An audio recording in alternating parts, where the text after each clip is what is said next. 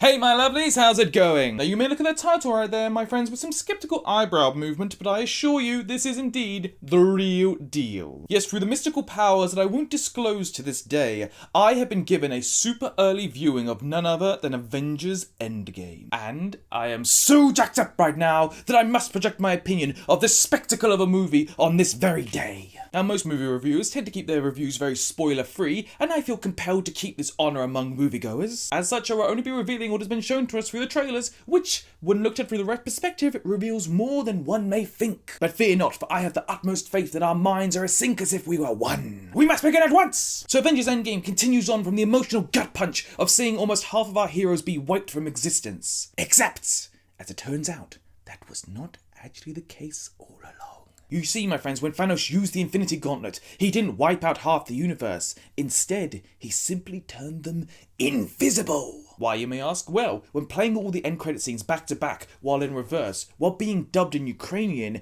it's revealed that Thanos has really been working with the Joker! Which one, you may ask? Why, none other than the tried and true Cesar Romero one, of course. You see, all of this has been built up so as for the Joker to perform one of the greatest pranks the universe has ever seen. And if half the universe don't comply, then Thanos and the Joker won't let the X-Men and the Fantastic Four become part of the MCU. Yes, folks, all of this in the trailers. Just gotta look closely. Just look closely. Now, Iron Man is trying to get back home, but he can't get over the loss of his teammates and the fear of losing any more of them. So naturally, the best course of action is to make a massive robotic army comprised of his comrades. Yes, it is as awesome as it sounds. Captain America is now trying to save the world with one power no villain would ever suspect. Through the power of hokey tribute songs. Yes, we're an ever-rotating band, Cap and a bunch of heroes go on a world tour to save everyone through the power of music. Now, the American government is in shambles thanks to the president being on Thanos' prank list. You see, in this universe, all forms of government run entirely through the president. Now, Black Widow actually runs, gets elected, and actually starts healing the nation, thanks most in part to a book she found, with the only indication of the previous owner of it being the letters AOC written on it. Thor and Bruce decide the best way to fix everything is to change the events of the last movie, so they decide to go ahead and build themselves a time machine. Only thing is, rather than taking them back in time, it instead takes them back to the low-budget 80s and 90s Marvel movies. Yes, they start jumping into everything from the Hulk TV series to the Dolph Lundgren Punisher to even the intentionally unreleased Fantastic Four movie. Rocket, feeling bad about his friend Groot being gone, decides to go to a furry convention where he starts competing in gladiator-style arena fights in order to be crowned their king. As for Hawkeye, he's been on a quest for revenge for the men who gave him a bad haircut and threw his bow into a tree. Now, Captain Marvel was the big newcomer this time around, and fans have been very worried that she is going to be the one to defeat Thanos through her unlimited power. Well, as it turns out, they do indeed have a fight, but not one of strength, but of one of the mind. You see, it turns out, my friends, that both of them have been away for so long because they've been checking up on all comic explained videos so they can find out who knows the most about Marvel lore. But as implausible as it might seem, guys, all plot points come together to create one of the greatest climaxes that you've ever seen. All I will say is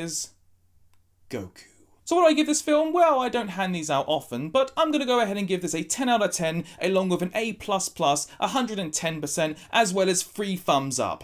Don't ask where the other hand comes from. Thank you all for watching, and have yourself a lovely day.